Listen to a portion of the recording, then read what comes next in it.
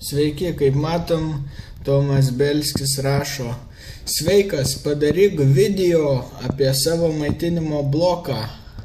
Įdomu būtų ir norėčiau pats tokį pasigaminti. Visai būtų ne pro šalį.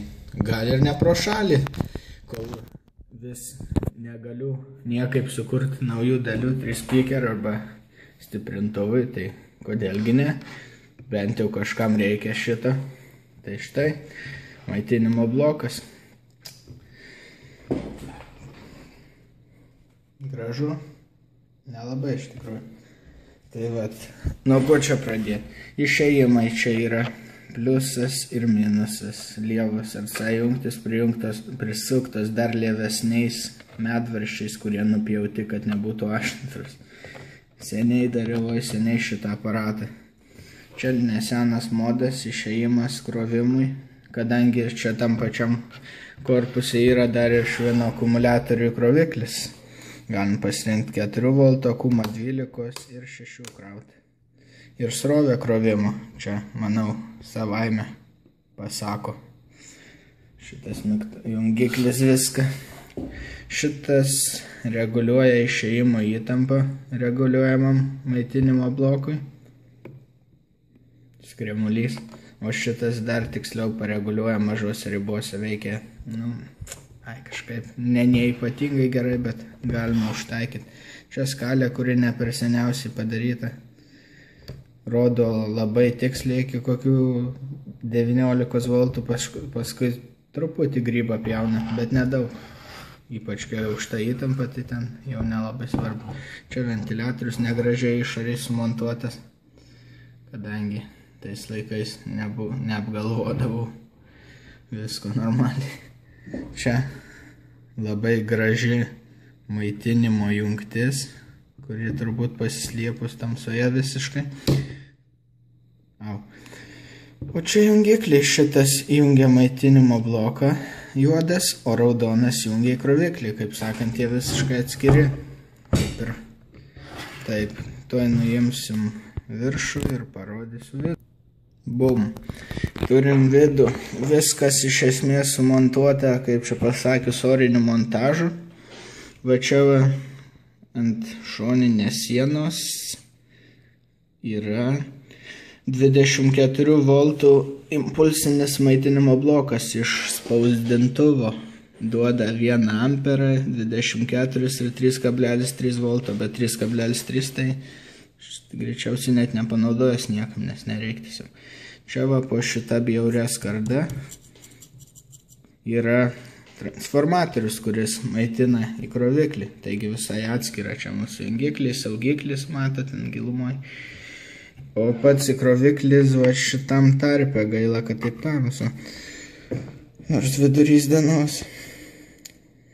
Nežinau, ką čia padarys. Tai va, gal, nepagalvojau, kad taip tamsu bus. Vienu žodžiu, va šitoj tarpe yra paprasčiausias įkroviklis. Nieko visiškai ypatingo, va čia jo mikroschema. Čia šita rezistoriai yra berods, kur būna 200 km rezistorius, čia 2 po 102, nes jeigu juos toliau pačioj plokštė įdedi, tai tada pradeda išėjime nesąmonės daryti, svyruoti įtampą, tai radau tokį sprendimą, kad galėčiau užkelti mikroschemą. Susitvarkė viskas, bet dabar galvojant, tai dar ir kondensatorius reiktų iškelti. Vienu žodžiu, iškelinėti blogai, bet čia kažkaip praslydo. Taip. Šitas reguliatorius, kas dar, ventiliatoriai sureguliuoja į 12 V įtampą ir dar kondensatoriai neuždėti. Man tais laikais buvo gan vienodai. Va čia turim 2 LM317. Šita riboja srovę, šita reguliuoja įtampą, va šitie laideliai eina aplinkui, eina, ten praeina visas šitas jungtis ir eina į potenciometrus, kurie čia bjauriai sukišti. Šitas jungiklis perjungia srovę krovimo irgi labai bjauriai. Šitie biški jau naujesnis modas su reguliavimu įtampų krovimo. Čia tokie daugiasūkiai, seni daugiasūkiai. Va, čia voltmetras, paderinimas rezistorius jam sukalibruoti. Šitos jungtis tai yra DIN tipo jungtis iš senos audio technikos išluptos, rusiškos ten ir panašiai. Taip, grįžtam prie šitų. Šita schema visiškai pilna su visais papildomais kondensatoriais ir visom nesąmonėm iš gamintojo aprašymo. Šita irgi. Tai va, srovė apriboja ties kažkur 1 amperų, taigi trumpinti išėjimą galima kiek tik norit. O visa schema juk mano blogė yra, tai galite pasižiūrėti, yra nuoroda į mano blogą kanalę. Čia va, po šituo daiktų permatomų, beveik raudonų. 3 LED yra, viena LED rodo, kai jungtas įkroviklis, kita, kai maitinimo blokas.